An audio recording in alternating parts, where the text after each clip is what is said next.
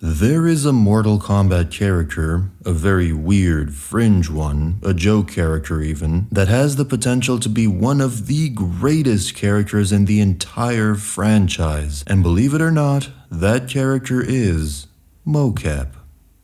No cap. When Deadly Alliance came out, every single character looked so damn good.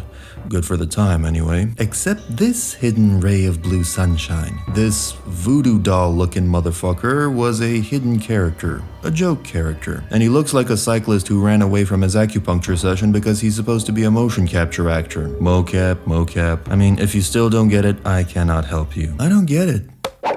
Oh!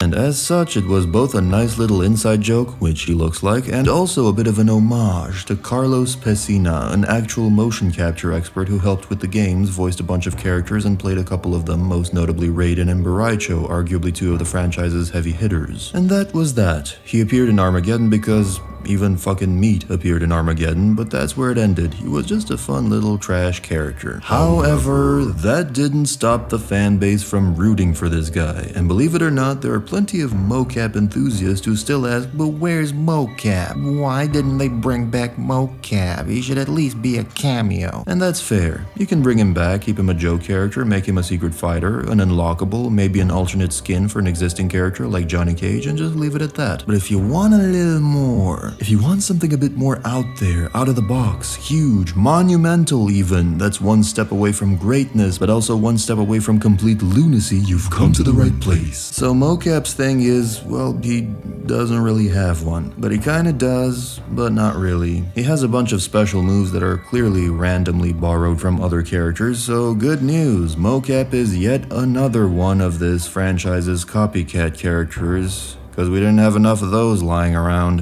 Not that I'm complaining, I actually like copycats and had fun adding some depth and integrating all of them into the lore in a manner that will vascularize your groin area nicely. But Mokap can't be any one of those. His powers can be related, but his overall shtick and identity have to be something new. So without further ado, here's my version of Mokap. Seemingly a random guy at first, Mokap is what I'd call an iceberg character. A character who seems like a very plain nobody at first, someone you consider a known entity as soon as you see him, except the more the story unfolds, the more of the iceberg you uncover. Johnny Cage recognizes Mokap as his old stun double, but then Stryker also recognizes him from his days in the army, and Kano also recognizes him as an ex-Black Dragon recruit. What in the ass? Then we randomly see him in Outworld, and Baraicho also claims to have met him during his travels. Who is this guy? He doesn't sport many flashy powers, yet he never seems to lose a fight. He acts normal, but never even hints at what he truly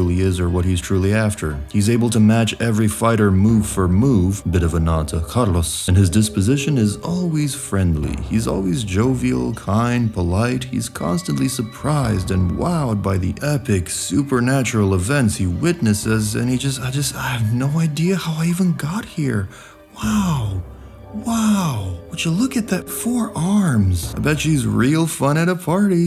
At first you believe him, but as more of these chance encounters happen, it becomes more and more unnerving. Is he a shapeshifter, a sorcerer, a god, a manifestation of some ancient evil? He's kinda like Stan Lee's MCU cameos cropping up everywhere, except in the MCU, only the audience realizes how odd and out of place that is. But in the MKU, everyone is aware of it. Pretty soon, people start talking about it and exchanging stories of him and putting 2 and 2 together, and they start to ask questions, and it's much more of an in-universe thing than a meta thing. So many characters that have nothing to do with one another seem to be acquainted with this guy.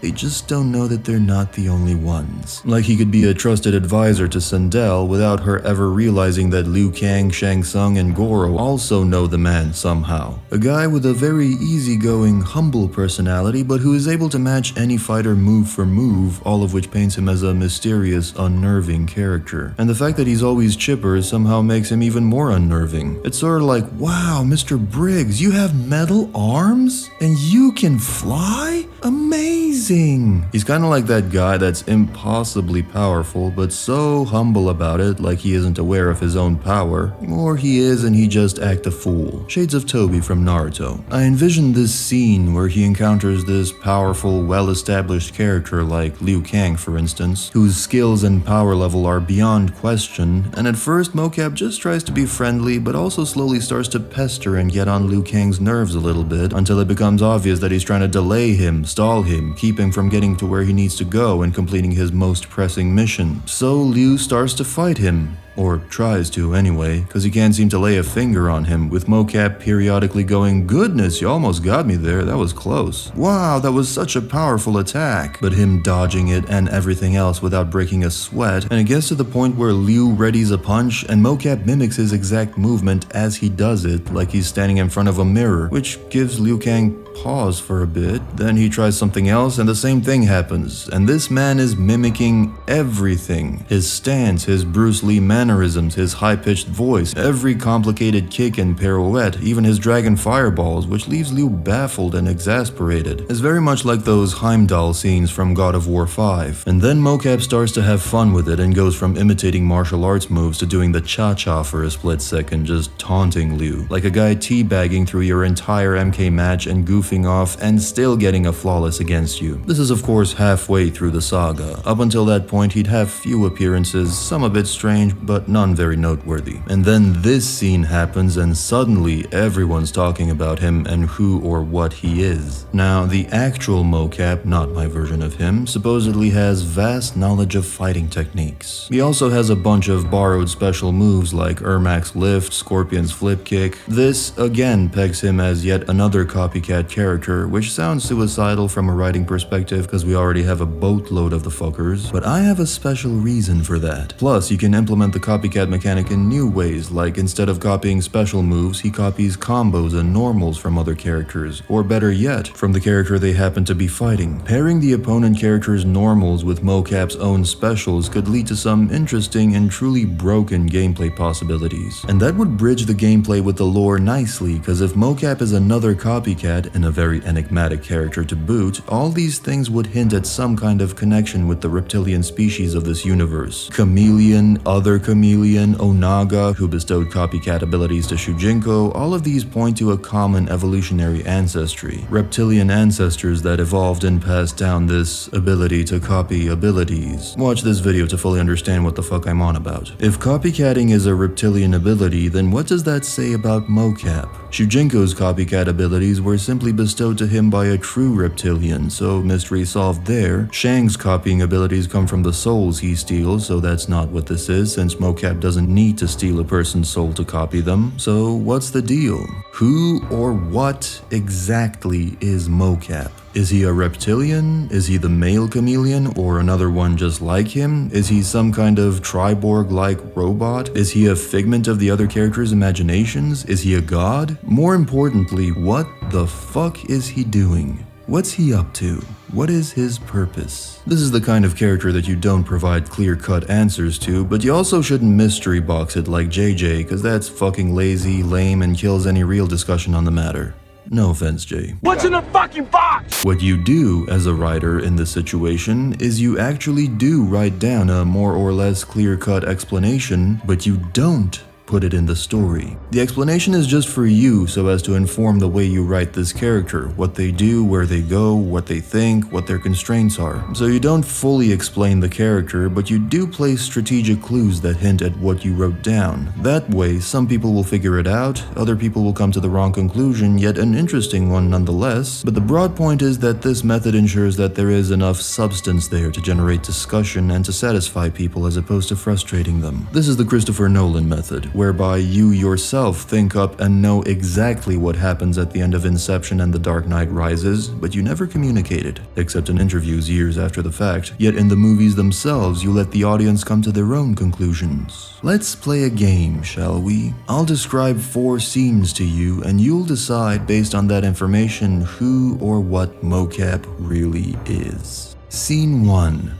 Mokap delays Kano, seemingly unwittingly letting Sonya escape him and blowing up the Black Dragon headquarters. So he's a good guy, right?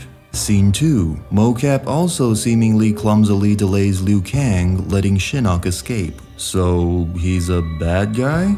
Scene 3. Mokap is seen talking to Onaga, seemingly trying to persuade him to bring the new Earth back from the brink, claiming that his peers would never agree to something like this. But you see the value in acquiring such allies. To which the Dragon King retorts that he already has allies from all over the 6 realms. Yet Mokap calmly smiles and replies that they're not from the 6 realms, and they may be useful in the wars to come, which seems to placate Onaga as he ruminates on the issue.